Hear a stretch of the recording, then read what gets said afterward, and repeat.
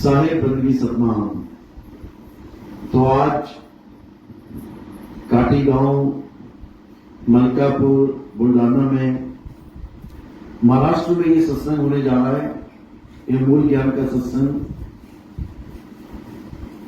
बहुत बड़े भाग हैं उन जीवों के जो इस सत्संग को अपने पूरे जीवन काल में एक बार भी सुन पाते हैं, और उससे भी बड़े भाग होते हैं उन जीवों के जो इस सत्संग को थोड़ा सा भी समझ पाते हैं। क्योंकि सुनना आसान है, आए बैठे 1 घंटा सुन के चले गए, लेकिन सत्संग को समझना ये बहुत मुश्किल है, जल्दी समझ में नहीं आता। जिस पे मालिक की कृपा हो, बंदी छोड़ की दया हो, परम पिता परमात्मा की अपार दया हो, केवल वही इस सत्संग को समझ पाते हैं, नहीं तो किसी को समझ में नहीं आता। बड़े बड़े ऋषि मुनि, पीर पैगंबर, औलिया ना समझ पाए, लेकिन बंदी छोड़ की कृपा है, मालिक की दया है, तो एक एक बात बड़े आराम से समझ में आने लग जाती है। तो आज इसी मूल ज्ञान को, इसी सत्य ज्ञान को, इसी आत्म ज्ञान को समझ लेंगे और अपने जीव का कल्याण करेंगे। तो आज का सत्संग शुरू करने से पहले परमात्मा के नाम पे जयकारा लगाएंगे। बोलिए परम पिता परमात्मा की, सद्गुरु बंदी छोड़ कबीर साहिब की, सभी संतों की, सभी भक्तों की, आज के आनंद की, सद्गुरु मदनपति साहिब की, सद्गुरु जवाहरपति साहिब की, सद्गुरु राम सेवक साहिब की, सद्गुरु वलादपति साहिब की, कलीनापुर धाम की सकल हंस को बंदगी, साहेब बंदगी सतमा। तो कबीर साहब समझा रहे हैं कि यह मनुष्य, तुम्हारे इंसान जन्म का जो मुख्य लक्ष्य है उसे तुम भूल के बाकी हर चीज, हर काम में अपना मन लगा बैठे हो। कोई मकान दुकान में मन लगा बैठा है, उसे 24 घंटे मकान दुकान ही याद आता है।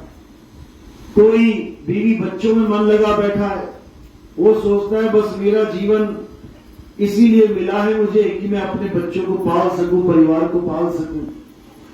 कोई अपना मन किसी तीर्थों में, मूर्तियों में, मंदिर मस्जिद में लगा के बैठा है कि बस मैं भगवान की पूजा करता रहूं, पत्थरों को नहलाता रहूं, धुलाता रहूं, भोग लगाता रहूं, आरती गाता रहूं। लोग लड्डू गोपाल रूपी मूर्ति को 24 घंटे सेवा में लगे हुए हैं, उसकी खिला रहे हैं, पिला रहे हैं, नहला रहे हैं, धुला रहे हैं।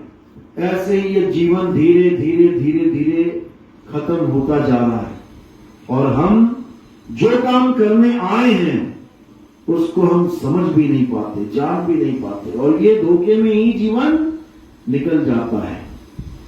तो आज इसी सत्य को जानेंगे कि आखिर हमारा जन्म हुआ क्यों है, इंसान जन्म हमें मिला क्यों है। क्या ये सब करने के लिए मिला था? बिल्कुल नहीं। तो आज समझेंगे कि हमारा जन्म, अगर हमें ये इंसान का जन्म मिला है तो क्यों मिला है। तो कबीर साहब समझा रहे हैं, 1,84 भटक के पौ पे अटके आए, अब की पासा ना पड़ा तो फिर 84 जाए।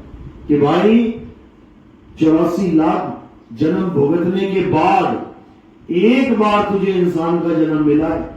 अगर इंसान का जन्म तूने बर्बाद कर दिया, सत्य को ना जान पाया, सत्य की साधना नहीं कर पाया, तो बार बार तुझे जन्म मरण में इस 84 में जाना पड़ेगा, और कोई बचाने वाला नहीं है। पूरे जगत में कोई नहीं पहचानेगा तुम्हें कि तुम कौन हो। अभी तो तुम्हें कई पहचानते हैं, हाँ ये मेरा लड़का है, ये मेरा चाचा है, ये मेरा दादा है। जब बकरा बन के आ जाओगे, कोई नहीं पहचानेगा तुम्हारी शक्ल कि ये किसका दादा, किसका चाचा, किसका नाना था। गर्दन काट के खाल उधेड़ दी जाएगी, इतनी बुरी दुर्गति होगी, और सबकी होगी, ये नहीं किसी एक की, सबको जाना पड़ेगा 84 में। तो उससे बचने के लिए क्या करना है? उससे बचने के लिए हमें यह जानना पड़ेगा कि 84 बनाई किसने है। सबसे पहले तो यह समझ में आए ये 84 का जाल बुन किसने दिया है हमारे लिए। हमें बार बार कीड़े मकोड़े, सांप बिच्छू, हाथी घोड़ा, सुअर कुत्ता ये कौन बना रहा है? क्या ये हमारा दयाल परमात्मा बना रहा है? क्या हमारा परमपिता परमात्मा इतना हमारे लिए बुरी सोच रखता है, इतना निर्दयी है कि हमें 84 लाख में डाल के जन्म जन्म तक जन्म मरण के दुख में डाल देता है? क्या ऐसा है हमारा परमात्मा? बिल्कुल नहीं। परमात्मा कभी 84 लाख योनियां नहीं बनाता, वो तो इससे मुक्त करवाता है। कबीर साहब समझा रहे हैं, बचना चाहो काल जाल से तो चीनो शब्द हमारा, और कहे कबीर अमर कर राखूं जो निज हुए हमारा। ये काल भगवान है जो ये 84 लाख बनाता है। वाणी क्या कह रही है? अलख पुरुष जब किया विचारा, लख 84 धागा डारा। देखो, अलख पुरुष कौन है? अलख पुरुष अलख निरंजन, यही है, यही अलख पुरुष है जिसने लख 84 का धागा डाल दिया है। जैसे लख 84 मोती एक ही धागे में पिरो सकते हो, ऐसे ही एक ही जीव को 84 लाख योनियों में पिरो देता है। ये इतना शातिर है। तो कह रहे हैं इस काल निरंजन से बच के रहना है। ये तुम्हें भरमाने के लिए जन्मों जन्मों से अलग अलग रूपों में गुरु बन के, साधु बन के, महात्मा बन के बैठा हुआ है। तुम निकलते हो घर से परमात्मा की प्राप्ति के लिए, रास्ते में यही गुरु बन के बैठा हुआ है। आज तुझे बताता हूं परमात्मा कैसे मिलेगा। और जब तुम जाओगे तो क्या कहेगा? ये नाम जप ले, ये नाम जप ले, ये मंत्र जप ले, ये पूजा कर ले, ये देवी देवता को मना ले, ऐसा कर ले, वैसा कर ले, और तुम्हें जन्मों जन्म तक उलझा उलझा के मार देगा। तुम इतने विवेकी हो नहीं कि तुम उसकी चाल को समझ पाओ। इतने विवेकी होते तो काल जाल में फंसते ही ना। तो विवेक की कमी के कारण ये काल निरंजन क्या करता है? ये नाना प्रकार के गुरु बन के बैठा हुआ है और तुम्हें गलत साधना दे देता है। ये काल निरंजन का ही रूप है। जो भी तुम्हें 52 अक्षरों में फंसा रहे हैं, कोई कह रहा राधे राधे जप ले, कोई कह रहा राम राम जप ले, कोई कह रहा अल्लाह अल्लाह जप ले, कोई कह रहा वाहिगुरु वाहिगुरु जप ले, कोई कुछ कह रहा है, कोई कुछ कह रहा है। सब कुछ ना कुछ जपवाने में ही लगे हैं। ये सब 52 अक्षरों के गुलाम हैं। इन्हीं को काल का दूत बोला है कबीर साहब ने। जो नर पड़े 52 के फेरा, सो नर जानो काल के चेरा। जब 52 का टूटे डोरा, सहजे छूटे काल झकोरा। फिर नहीं आए फिर नहीं जाए, सार शब्द में रहे समाये। ये 52 का जाल बुनने वाले यही काल के दूत हैं। इन्हीं से बचना है। लेकिन दुख के साथ कहना पड़ रहा है कि जीव इन्हीं के पीछे लगा हुआ है। जो 52 का नाम देते हैं उन्हीं को भगवान परमात्मा मान रहा है, और जो 52 से छुड़वाता है उसके साथ बैर करते हैं, उसको गालियां देते हैं, उसको अपना दुश्मन मानते हैं। कैसी दुविधा है। तो कबीर साहब यही समझा रहे हैं। कह रहे हैं साच कहूं जग मार न धावे, और झूठ कहें पतियाई हो। कहे कबीर सुनो भाई साधो, हमसे झूठ कहा ना जाई हो। कहते जो हमारा हंस सत्य बोलता है उसके साथ तो बैर कमाते हैं सब। और जो झूठे हैं, जो झूठ का पाठ पढ़ा रहे हैं, झूठे नाम दे रहे हैं, कहते हैं उनकी महिमा गा रहे हैं लोग। ऐसी दुविधा में फंस गए हैं। लेकिन कहे कबीर सुनो भाई साधो, झूठ कहा ना जाई हो। हमारा हंस, चाहे उसको कोई गालियां दे, चाहे उसको कोई मारे, चाहे उसको कोई कितना ही प्रताड़ित क्यों ना करे, हमारा हंस झूठ नहीं ज्ञान देगा, हमारा हंस झूठ नहीं बोलेगा। वो सत्य को सत्य है और झूठ को झूठ ही बोलेगा, चाहे सारी दुनिया उसके विरोध में आ जाए।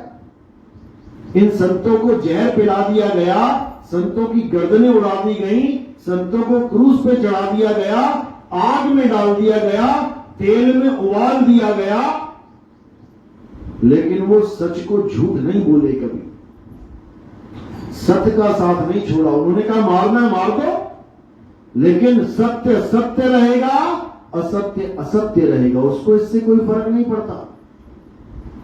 तो वही संत शिरोमणि हैं जो सत्य के नाम पे मर गए, कट गए, जल गए, लेकिन उन्होंने सत्य को नहीं छोड़ा। यही उनकी महानता है। बस इसी प्रकार नितिन दास भी सत्य को सत्य बताता है, चाहे कोई कितना ही विरोध में आ जाए। हमें लोग कहते हैं अरे पूरा देश राम राम कर रहा है और आप कहते हो राम छोड़ दो, पूरा देश राधे राधे करने में लगा है, आप कहते हो राधे राधे छोड़ दो। अरे हम केवल राम और राधे को ही थोड़ी नहीं छुड़वा रहे हैं, हम अल्लाह अल्लाह भी छुड़वा रहे हैं, हम वाहिगुरु वाहिगुरु भी छुड़वा रहे हैं, हम वो सारे नाम सारे मंत्र छुड़वा रहे हैं जो 52 अक्षरों के द्वारा बने हैं, क्योंकि हमारा किसी के साथ विरोध नहीं है, हमारा विरोध 52 अक्षरों के जाप के साथ है। इसीलिए साहिब ने बोला कि एक नाम को जान के दूजा दे बहा और चंचल से नीचल बया, नहीं आवे नहीं जा। कहते एक नाम को जान के, कौन सा नाम? सतनाम, यानी सच्चा नाम। दूजा दे बहा, यानी कौन सा नाम? 52 अक्षरी नाम। एक नाम को यानी एक सत्य नाम को जान के 52 दे बहा और चंचल से नीचल बया, नहीं आवे नहीं जा। फिर चंचल नहीं रहेगा कि नाना प्रकार की योनियों में भ्रमण करेगा, नहीं करेगा। फिर कहां जाएगा? अपने स्वरूप में समाएगा। अरे ना कहीं आना ना कहीं जाना, आपे में आप समाना। ये तब होगा जब तुम्हारे जीवन में कोई भेदी गुरु आएगा, जब तुम्हारे जीवन में कोई तत्वदर्शी संत आएगा, जब तुम्हारे जीवन में कोई आत्मज्ञानी गुरु आएगा, तब समझ में आएगी तुम्हें कहानी। तब पता लगेगा कि मैं करने क्या आया था इस दुनिया में और करता क्या रहा।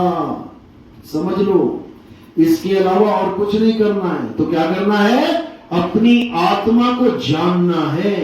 आत्मा के अलावा इस संसार में और कुछ सत्य नहीं है। हर चीज जल जाएगी, कट जाएगी, खत्म हो जाएगी। केवल आत्मा ही वो तत्व है जो ना तो कभी कटेगा, ना जलेगा, ना उसको कोई गीला कर पाएगा, ना उसको कोई सुखा पाएगा।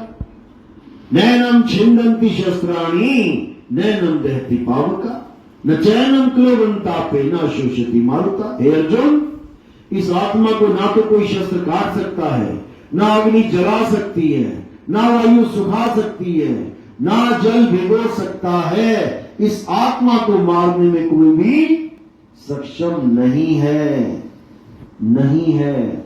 इसी को नानक साहब ने कहा है, निर्भय निर्वैर अकाल मूर्त। ना तो ये किसी से भय खाती है और ना ही किसी को मारती है। अकाल मूर्त, इसका कभी अंत भी नहीं होता।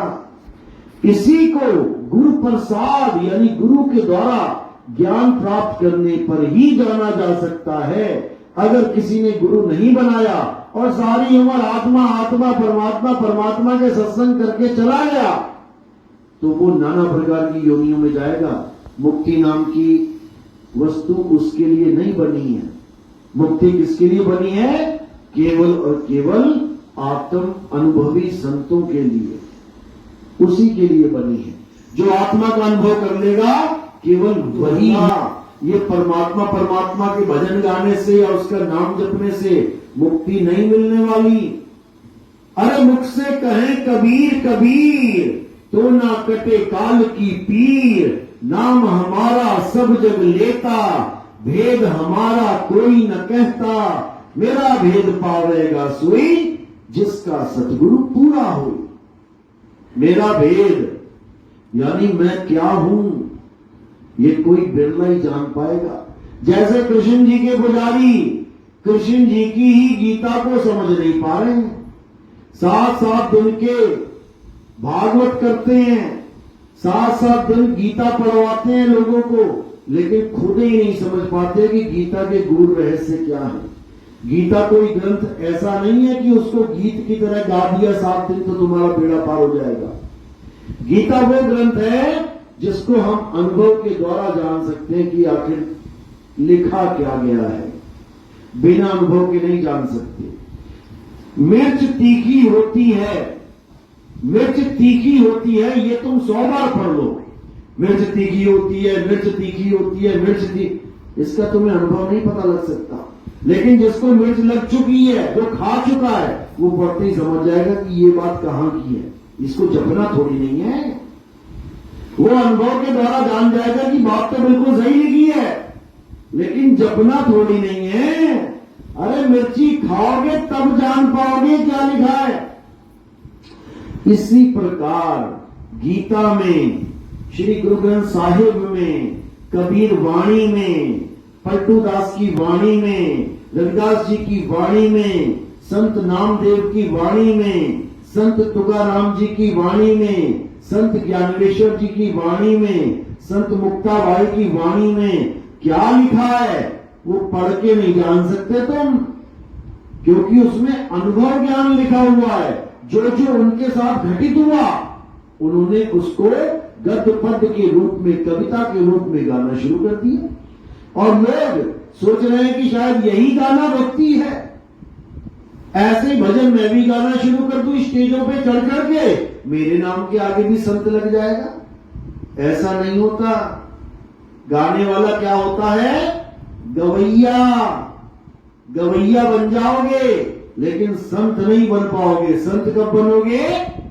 जब जो गा रहे हो उसका अनुभव प्राप्त हो जाए, तब संत श्रेणी में आओगे, तब परमात्मा की बात चलेगी। नहीं तो गला अच्छा है तो गाते रहो, पैसा कमाते रहो, उससे क्या होगा? उससे 84 में जाना पड़ेगा। कबीर साहब कह रहे हैं, मेरी गाई गाएगा, 3 लोक में धक्के खाएगा, मेरी गाई बूझेगा तो सत्य स्वरूप को सूझेगा। अगर मेरी गाई केवल गाएगा तो पक्का 84 की टिकट कट गई तेरी, कोई बचाने वाला नहीं है, जाना ही पड़ेगा। कितने ही लोगों के बीच में गाता रहे, चाहे पद्मश्री अवार्ड ही क्यों ना मिल जाए उसको गा गा के, लेकिन कहो तेरी मुक्ति हो जाएगी, काल भगवान ऐसे नहीं छोड़ता भाई। अरे बिना मरे तेरी मुक्ति ना होवे, तू जिंदा मर जा अवधूता। मुक्ति कब होगी? जब तुम जिंदा मरोगे, यानी तुम्हें जीते जी मुक्ति का आभास होगा। जीते जी तुम शरीर को खाली करोगे, जीते जी तुम शब्द में समाओगे, तब तुम्हें लगेगा पता कि असल में मौत इसे कहते हैं। ये आनंदमयी मौत है, ये दुखद मौत नहीं है। कबीर साहब कहते हैं, और जिस मरने से जग डरे, मेरे मन आनंद, मरने पर ही पाइए पूर्ण परमानंद। कि अगर इस दुनिया में कोई आनंद नाम की चीज है, परमानंद नाम की चीज है, तो कहां है? मरने पर ही पाइए पूर्ण परमानंद। यानी इस काया को खाली करके जब तुम शब्द में समाओगे, तब जो आनंद प्राप्त होगा उसका मुकाबला इस पूरे संसार में नहीं है। ऐसे आनंद में आ जाओगे कि तुम कहोगे क्या बात है परमात्मा, अगर यही मौत है तो पहले क्यों नहीं आ गई? क्यों मैं मौत से डरता रह गया? डरना नहीं है मौत से, जो डर गया सो मर गया। डरना नहीं है, उसका अनुभव करना है। मरोगे नहीं, गारंटी के साथ कह रहा हूं, लिख लो, कोई नहीं मरेगा। लेकिन मरता कब है? डर के मारे मर जाता है। हाय मर गया, हाय मर गया, हाय, लोगों को लगता मर गया। अरे हाय हाय करता भी वो शरीर छोड़ेगा, मरेगा नहीं। जैसे एक बच्चा चाहे तो अच्छे अच्छे से कपड़े पहन के, बढ़िया सा स्माइल देके घर छोड़ के स्कूल पहुंच जाए। एक वो बच्चा है जो घर से निकला स्कूल को पहुंचा, और एक वो बच्चा है जो हाय हाय करता हुआ रोता हुआ, मैं नहीं जाऊंगा, मैं नहीं जाऊंगा स्कूल, मैं नहीं जाऊंगा। फिर दो कान पे चाटे पड़े और स्कूल पहुंचा दिया उसे। दोनों ने घर छोड़ा, लेकिन एक रोता हुआ जा रहा है और एक हंसता हुआ जा रहा है। बस फर्क इतना है। यानी शरीर तो छोड़ना ही पड़ेगा, चाहे हंसते हुए छोड़ो चाहे रोते हुए छोड़ो। लेकिन हंसते हुए कब छोड़ पाओगे? जब तुम्हें आगे का ज्ञान होगा।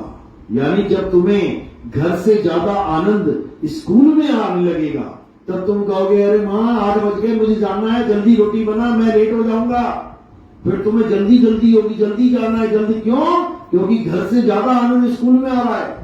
बच्चों के साथ, दोस्तों के साथ खेल रहे हो, आनंद आ रहा है। अब घर छोड़ने में कोई दिक्कत नहीं है। और जिसका होमवर्क पूरा नहीं हुआ उसको पता है चाटे मारेगी टीचर। वो कह रहा है पेट में दर्द है मम्मी, आज आंख में दर्द है, कान में दर्द है। वो बहाने बनाएगा, मैं नहीं जाऊंगा, मैं नहीं जाऊंगा। फिर 2 चाटे खा के जाएगा रोता हुआ। बस इसी प्रकार मृत्यु का सीन है, जिसने होमवर्क पूरा कर लिया है और जिसको आनंद आ रहा है इस काया से निकल के, वो कहेगा कल छूट रही है, आज छूटे। और जो बेचारा इस काया में आनंद ले रहा है, जो इसके बिना कहीं रहना नहीं जान रहा है, जो इसके बिना कोई ठिकाना नहीं ढूंढ पा रहा है, वो पक्का रोएगा, पक्का रोएगा।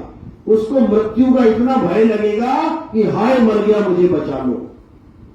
और जो भगत होगा वो कहेगा इससे अच्छा कोई त्योहार नहीं है, समझ लो। लेकिन ये तब होगा जब हम गुरु के सानिध्य में रह के, गुरु के द्वारा बताई गई भक्ति पे पूरा विश्वास करके, निडर होके, डरना नहीं है, निडर होके जब चलेंगे तब ये चीज प्राप्त होगी। कई लोग डर जाते हैं, भक्ति में थोड़ा सा अनुभव होता है, हल्का सा उठते हैं ऊपर, एकदम लगता है मर गया, दोबारा बैठते नहीं है। 2-2 महीने बाद फिर फोन कर रहे, गुरुजी मुझे ऐसा लगा जैसे मैं मरने वाला हूं, मैं भक्ति नहीं कर रहा हूं। अरे इसी डर के आगे जीत है, इसी डर को अनुभव करना है तुमने, और उसके बाद ये डर खत्म हो जाएगा। समझ लो, वो ऊंचा वाला झूला होता है ना, वो पहली बार बंदा करता है, नहीं बहुत ऊंचा है, बहुत ऊंचा है। एक बार घूमने लग जाए ना, उसके बाद जब आनंद आने लग जाता, फिर कहता नहीं दूसरी टिकट दोबारा जाऊंगा मैं ऊपर। फिर उसको उस चीज की आदत पड़ जाती है कि ये डर नहीं है, ये आनंद है। डर किसके लिए है? जो उसको अनुभव नहीं कर पा रहा है, आगे की बात नहीं जान पा रहा है, वो बस ऊंचाई देख के ही डर रहा है। तो इसलिए कबीर साहब बार बार यही समझा रहे हैं कि भवसागर में तुम्हें तैर के ही जाना है, और पानी से वो डरता है जो तैरना नहीं जानता। जिसको पानी में बार बार कूद के तैरना आ गया, वो न डरता पानी से। लेकिन ये तभी होगा जब गुरु की सानिध्य में आके सत भक्ति करोगे, तो झूठ को और सच को पहचान लोगे तो सच्ची भक्ति मिल जाएगी। झूठ को छोड़ देना है, सत्य को पकड़ देना है। तो क्या कह रही है गीता?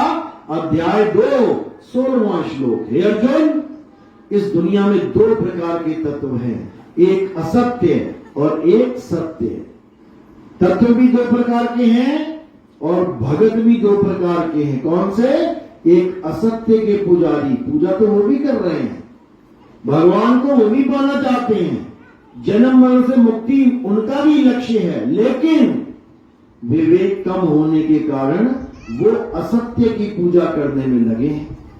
और दूसरे प्रकार के कौन है? जो सत्य के पुजारी हैं। भले वो शुरुआत में असत्य से जुड़े हो, लेकिन जैसे ही उनको ज्ञान समझ में आ गया, कि भाई असत्य के साथ नहीं सत्य के साथ जुड़ना है, वो शिफ्ट कर जाते हैं। हमारे पास जितने भी भगत हैं, हमारा कोई एक भी भगत पुराना नहीं है कि कोई कहे हमारा कोई पुराना भगत है। जब से हमने सत्संग स्टार्ट किया है, हमारे साथ एक से लेके जितने भी जुड़े हैं ये सब दूसरे पंथों के लोग हैं।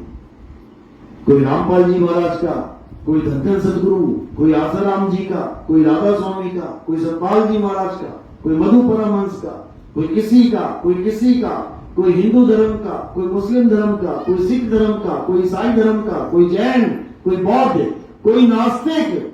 इतने नास्तिक आ गए, सत्संग सुन के कहते हैं अब समझ में आया कि भगवान भगवान क्या होता है, अब समझ में आया कि परमात्मा परमात्मा क्या होता है। बात तो कई बार सुनी उन्हें परमात्मा की, लेकिन उनको लगता था कि ये जितने लोग परमात्मा की बात कर रहे हैं ये खुद ही पाखंड में फंसे हुए हैं। पत्थर पूज रहे हैं, बात कर रहे हैं परमात्मा की। नदियों में डुबकियां मार रहे हैं, बात कर रहे हैं परमात्मा की। हवन यज्ञ कर रहे हैं, बात कर रहे हैं परमात्मा की। ये नाम जाप कर रहे हैं, मंत्र जाप कर रहे हैं, बात कर रहे हैं परमात्मा की। बात तो परमात्मा की कर रहे हैं, लेकिन परमात्मा के बारे में कोई नहीं बता रहा कुछ भी। मंत्र जप लो, ये कर लो, वो कर, अरे परमात्मा क्या है वो बताओ पहले, तभी तो प्राप्त होगा।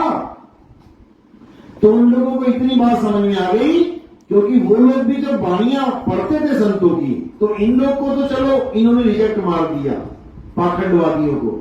लेकिन वो मुझे बोलते हैं कि जब हम संतों की वाणियां पढ़ते थे, मीराबाई की, नानक जी की, रविदास जी महाराज, तब खपली मस्ती थी अंदर कि हम ये मान तो बैठे हैं कि परमात्मा नाम की चीज नहीं है, लेकिन ये संतों पे हम संदेह नहीं कर सकते, इनको कुछ ना कुछ तो मिला है।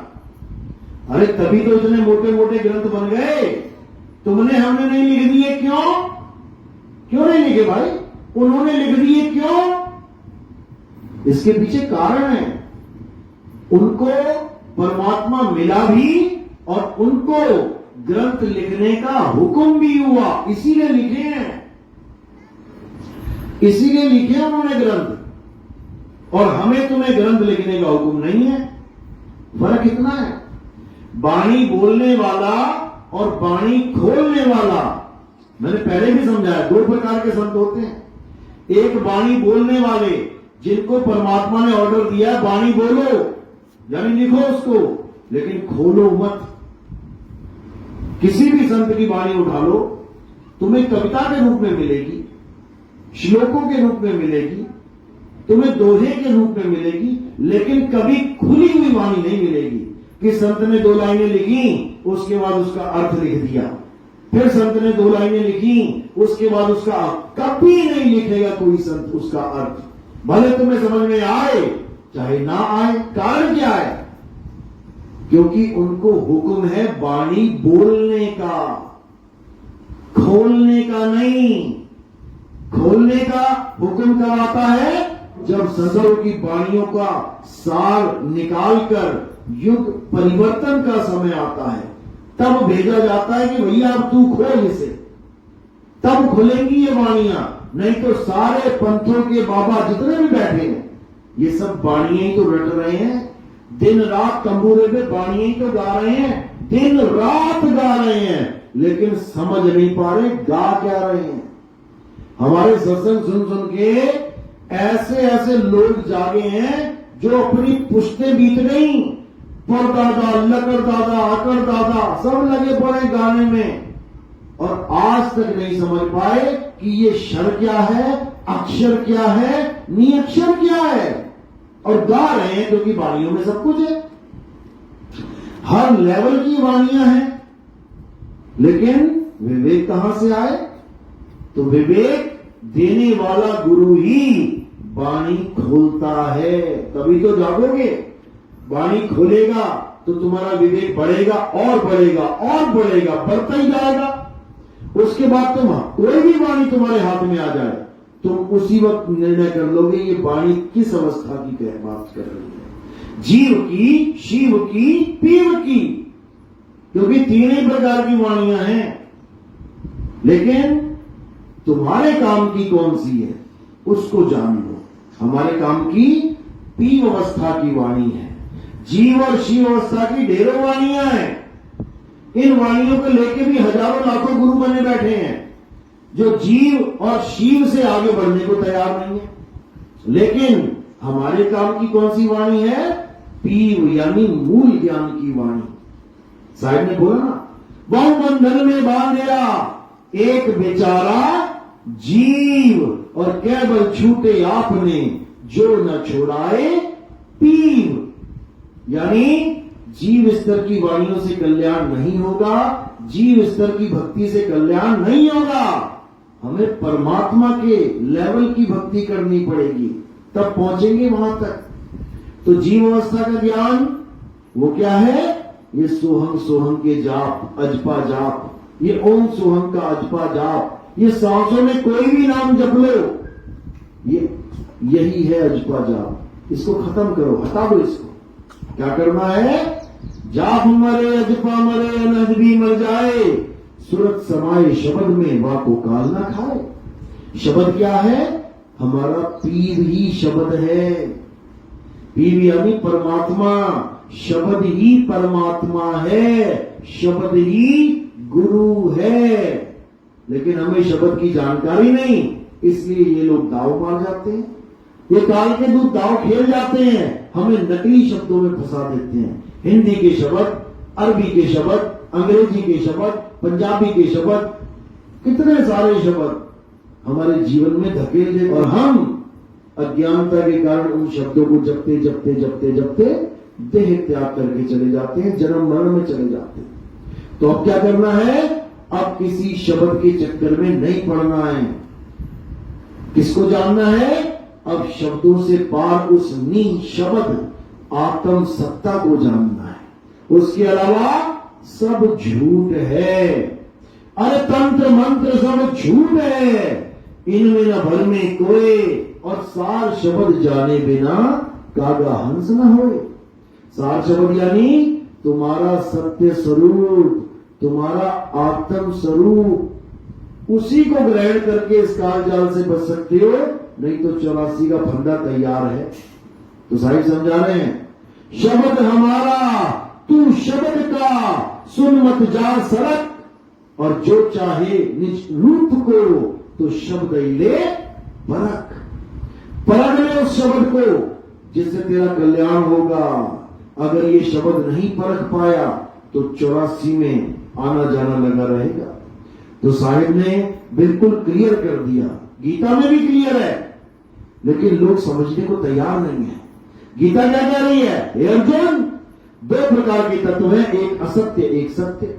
सत्य वो जो ना तो कभी जन्मता है न मरता है, न कभी बदलता है। असत्य वो जो जन्मता भी है, मरता भी है, पल पल बदलता भी है। और वो क्या है? ये पंच भौतिक तत्व, काया। सबकी काया पैदा होती है, सबकी काया मरेगी, सबकी काया पल पल बदल रही है। अपनी बचपन की फोटो, एक बीच की उम्र की फोटो और एक अब की फोटो, तीनों लगा लेना, लग जाएगा तुम्हें पता बदल रही कि नहीं।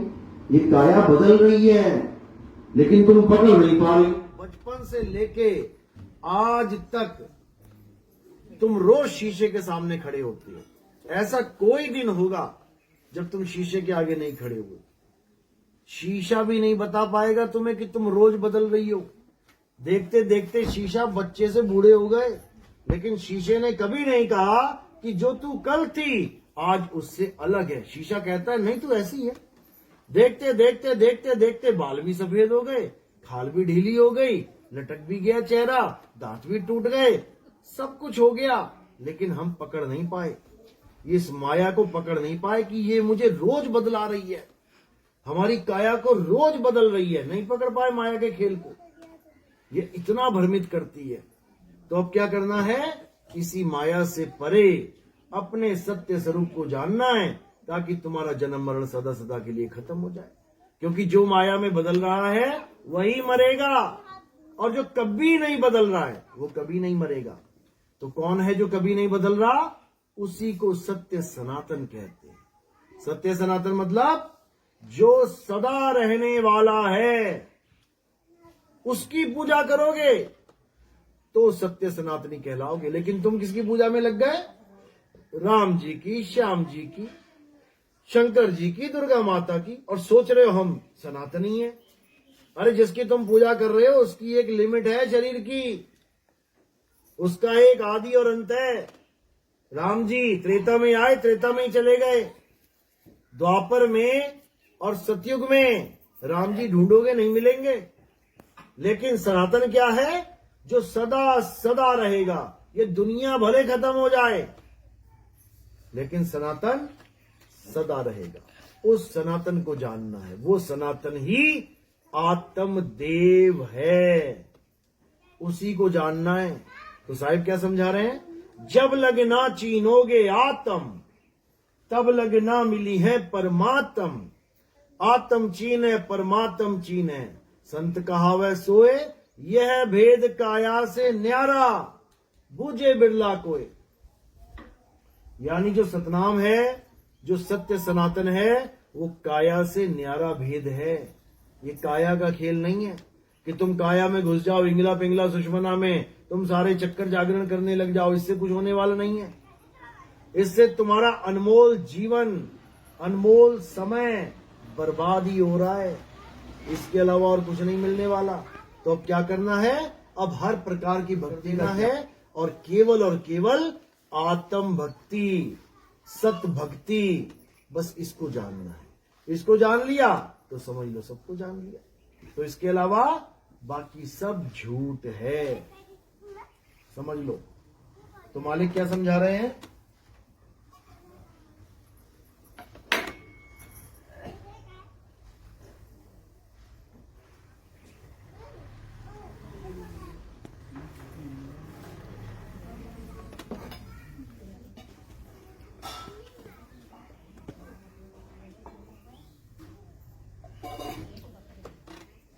तो साहिब समझा रहे हैं राम नाम की लूट है, और लूट सके तो लूट, अंत काल पछताएगा जब प्राण जाएंगे छूट। यानी अभी तो राम नाम की लूट है भैया, लूट ले। अब इस दोहे को सुन के कई लोग क्या कहते हैं कि कबीर साहब तो राम नाम के पुजारी थे, राम जी के पुजारी थे कबीर साहब। क्यों? राम नाम की लूट है। क्योंकि वो जो लोग हैं वो केवल और केवल लिखे तक सीमित हैं। हर शब्द के दो अर्थ होते हैं, एक शब्दार्थ यानी शब्द का अर्थ, एक भावार्थ, उस शब्द का भाव क्या है। जब हम राम नाम की लूट पढ़ते हैं हमें लगता है शब्दार्थ के रूप में, अरे ये राम जी की तो बात चल रही है। कौन से राम जी? दशरथ के पुत्र राम जी। तो हम क्या कह देते हैं? कबीर साहब तो राम जी के पुजारी थे, दशरथ पुत्र राम के पुजारी थे। जबकि कबीर साहब का भाव क्या है?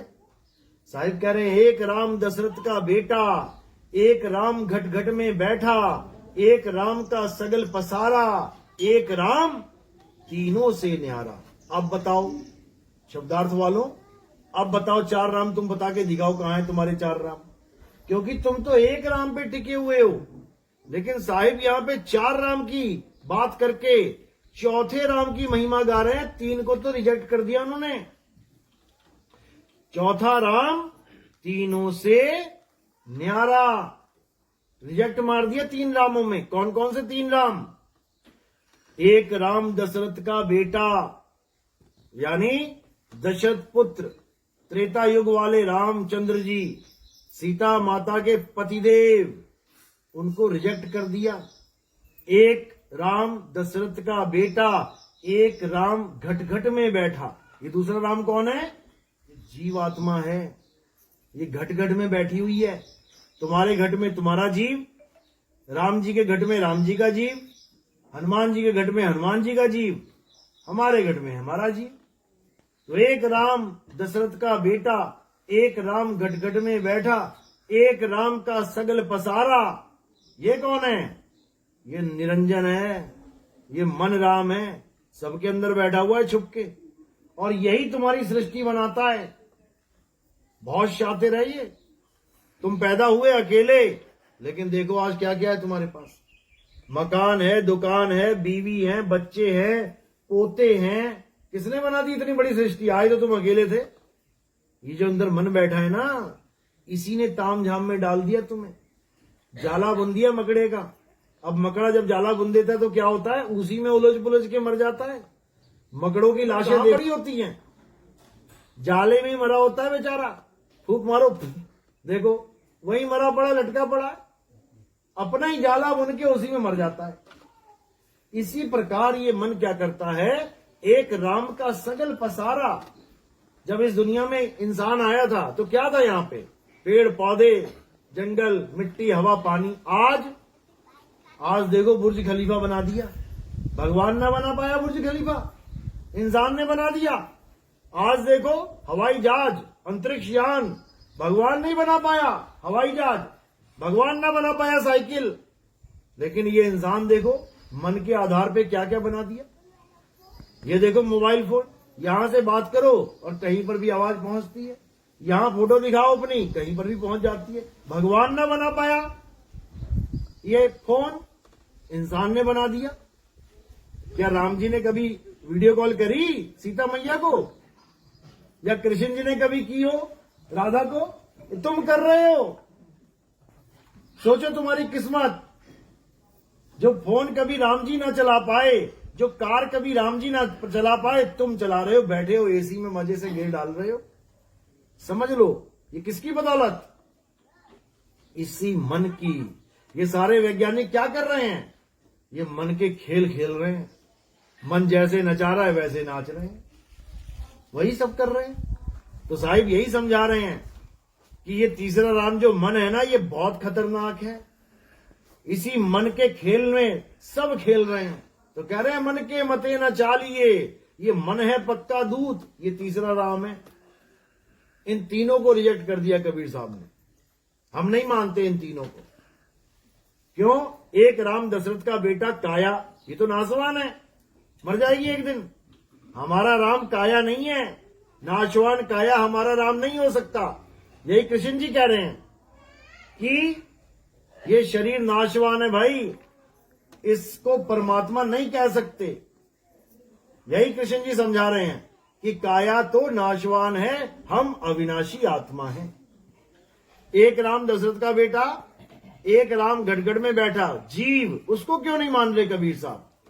जीव तो अविनाशी है, ईश्वर अंश जीव अविनाशी, फिर भी नहीं मान रहे कबीर साहब। कारण क्यों? क्योंकि ये जीव बंधन में है। क्या कबीर साहब का राम बंधा हुआ राम है? ये बेचारा है क्या ये? तो जीव के लिए क्या बोला?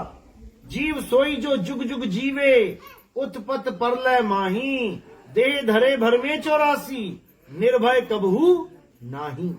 यानी जीव अविनाशी होता हुआ भी बार बार मां के गर्भ में धक्के खाता फिर रहा है। तो हमारा राम क्या गर्भ में धक्के खाएगा? बिल्कुल नहीं।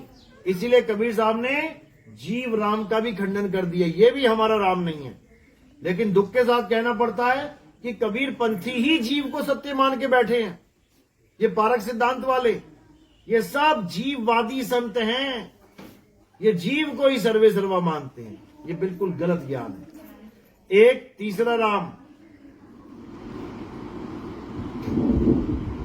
तीसरा राम मन राम, उसका भी खंडन किया साहिब ने। साधो निरंजन जाल पसारा, ये निरंजन मन का जाल सारी दुनिया में पसारा हुआ पड़ा है इसका। हम इसको नहीं मानते। मन तो ज्योत स्वरूप है, अपना मूल पहचान। सारे संत इस मन रूपी ज्योत के दर्शन करने में लगे हैं। और ये ज्योत कहां है? ये ज्योत कहां है? दोनों आंखों के बीच में यहां ज्योत जग रही है। ब्रह्मा विष्णु महेश भी इसी ज्योत के दर्शन करते हैं। इसीलिए सांकेतिक ज्ञान में शंकर जी की तीसरी आंख आप देख सकते हो। वो जो तीसरी आंख है वो क्या है? वो ज्योति निरंजन ही है। और उसका काम क्या है? सारे संसार का नाश करना। तभी तो कहते हैं शंकर जी की तीसरी आंख खुल गई तो क्या हो जाएगा? प्रेमी प्रेम आ जाएगा दुनिया में। क्या होगा? महाप्रलय आ जाएगी। तो भैया जो महाप्रलय लेके आ रहा है तुम उसको भगवान बता रहे हो? तुम उसको परमात्मा बता रहे हो, तुम उसको परमपिता परमात्मा बता रहे हो। परमपिता परमात्मा नहीं है वो ज्योत स्वरूप निरंजन है, उसी का पसारा है सारा। तो कबीर साहब यही समझाते हैं कि हम इन तीनों को नहीं मानते, यानी तन को, जीव को और मन को हम नहीं मानते। अब क्या बचा? अब बचा आत्मदेव, जिसको परमात्मा भी कह सकते हैं। साहिब कहते हैं हम उसकी बात करते हैं, आत्मदेव, देवों के देव महादेव, आत्मदेव। अगर आत्मदेव के पुजारी बनना है तब तो इस पंथ में आओ। अगर तुमने शरीर को, जीव को और मन को पूजना है तो ये रास्ता तुम्हारे लिए नहीं है। कबीर साहब बिल्कुल सीधे साफ लफ्जों में बताते हैं कि चौथा राम तीनों से न्यारा। चौथे राम के आगे तीनों राम की कोई महिमा नहीं चलेगी। कोई कहे ये कबीर पंथी राम जी की पूजा क्यों नहीं करते, सारी दुनिया करती है। भाई हम राम जी को मानते हैं, लेकिन हम उस राम को नहीं मानते जिसको तुम मान बैठे हो। तुम काया को राम मान बैठे हो, जबकि गीता में कृष्ण जी कह रहे हैं हम काया नहीं, हम आत्मा हैं। तो तुम आत्म तत्व को तो जानो पहले। तो गीता में यही समझाया गया है कि जब तक तुम्हें ऐसा संत नहीं मिल जाता जिसको तत्वदर्शी संत कहते हैं। अध्याय 4 34वां श्लोक, हे अर्जुन, अगर तुम सत्य को जानना चाहते हो, अगर तुम सत्य को प्राप्त करना चाहते हो, अगर तुम आत्मा का ज्ञान समझना चाहते हो, तो तुम ऐसे तत्वदर्शी संत की शरण में जाओ जिसने आत्मा को जान लिया है, जिस पर आत्मा दयाल हुई है। उसी संत की शरण में जाने पर तुम्हें आत्म तत्व का ज्ञान होगा। तो करना क्या है वहां जाके? कहते हैं दंडवत प्रणाम करके सेवा भाव के द्वारा उनसे ज्ञान की भीख मांगो। छल कपट से रहित होकर उनके पास जाओ, तभी तुम्हारा कल्याण होगा। अगर मन में छल लेके गए तो कल्याण नहीं होगा, भले पूरा ज्ञान क्यों ना समझ लेना, क्योंकि ये ज्ञान सुनने से नहीं, ये प्रगट होने से मुक्ति होती है। प्रगट होने से बलिहारी व घट की जिस घट प्रगट होए। ज्ञान सुनने से, बातुनी बनने से कुछ नहीं होगा। ज्ञान सुन के तुम सुनाने लग जाओ, हो गया तुम्हारा काम। ज्ञान सुन के उसको धारण करना है, चेला बनना है, शिष्य बनना है, तत्वदर्शी का गुरु नहीं बनना है। और तुम जाके उसको समझाने लग जाओ तो आज के लोग ऐसे ही हैं, जिससे ज्ञान लेते हैं उसी को कहते हैं तू नहीं समझा मैं समझाता हूं तुझे। तो लोग बहुत शातिर हैं। इसी शातिरपने को, यानी इसी छल कपट को छोड़ने का जिक्र किया है अध्याय 4 34वें श्लोक में। जबकि अर्जुन क्या छल कपट वाला था? क्या अर्जुन छली था? वो धर्मात्मा था। वो हर कार्य पूरे जिम्मेदारी के साथ करता था, हर कार्य में धर्म देखता था। वो तो धनुष बाण छोड़ दिया था, वो तो अपने भाइयों को मारने के पक्ष में भी नहीं था। धनुष बाण छोड़ दिया था अर्जुन ने कि मैं ये काम नहीं कर सकता। अगर छलिया होता तो कब का छल लेता, कब का मार देता। लोग एक दूसरे की गर्दन काट देते हैं भाइयों की राजपाट के चक्कर में। वो तो 5 गांव मांगे थे, वो भी नहीं दिए। कृष्ण उसको भी रिजेक्ट मार रहा था, नहीं चाहिए 5 गांव भी। धर्मात्मा बनके, संत बनके जीवन काट लेंगे, लेकिन अपने भाइयों की निर्मम हत्या मैं नहीं कर सकता। पता है ना, धनुष बाण छोड़ दिया था कि मैं नहीं लड़ूंगा। तब गीता का ज्ञान खोला गया कि हे अर्जुन, ये धर्म युद्ध है, तेरे ना मारने पर भी ये सब एक ना एक दिन मारे जाएंगे। लेकिन लोगों का विश्वास तब धर्म से उठ जाएगा। फिर तो सारे पापी भी एक दिन मरेंगे ही, करने तो सबको पाप। फिर क्यों पुलिस वाले उनको पकड़ पकड़ के जेल में डाल रहे हैं? एक दिन तो सबका हिसाब होगा ना, तो ठीक है, जब होगा देखी जाएगी। ऐसे धर्म से विश्वास उठ जाएगा लोगों का। इसलिए धनुष बाण उठा और इन अधर्मियों का नाश कर।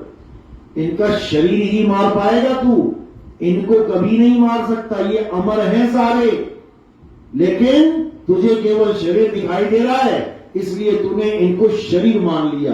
भीष्म पितामह अमर आत्मा है,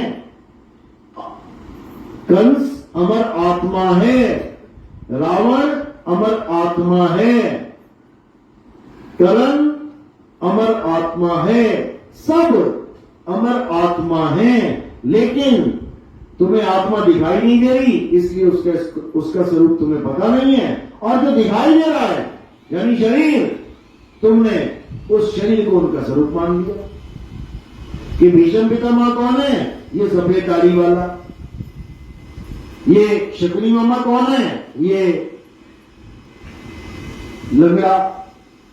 ये द्रोणाचार्य कौन है? ये गुरुजी, बूढ़े जी। हमने मान लिया है, जैसे आज हम मान के बैठे हैं। माता कौन है हमारी? ये हमारी मम्मी है, ये हमारा पापा है, ये हमारा भाई है, ये हमारा बहन है। किसको मान बैठे? भाई बहन, मम्मी पापा। इस 5 तत्वों को, ये 5 तत्व हैं। ये कौन बैठा है सामने? हवा, पानी, आग, धरती और आकाश। जब ये शरीर नष्ट होगा कहां मिल जाएगा जाके? इसी तत्वों में मिल जाएगा। तो ये तो हवा, पानी, आकाश है। पापा कहां है? वो कहां है?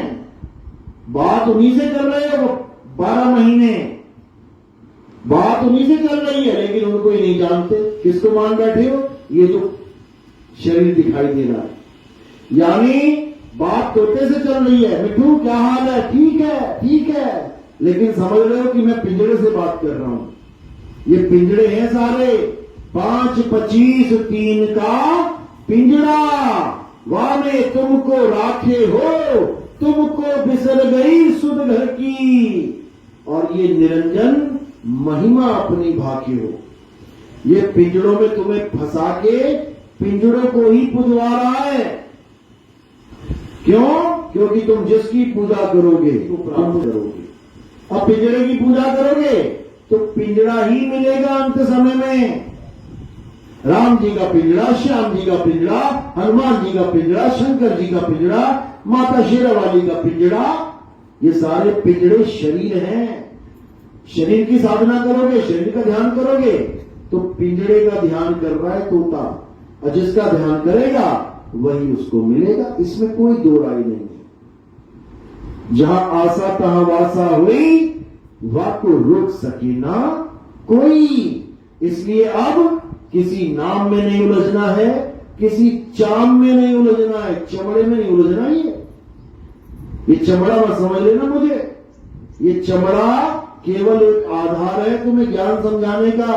मेरा स्वरूप चमड़ा नहीं है, और तुम भी चमड़ा नहीं हो कि तुम अपने आप को चमड़ा समझने लग जाओ कि मैं तो ये हूं। जिस दिन तुम्हें तुम्हारे बारे में पता लग गया ना कि तुम क्या हो, उस दिन तुम जान पाओगे कि सामने कौन बैठा है।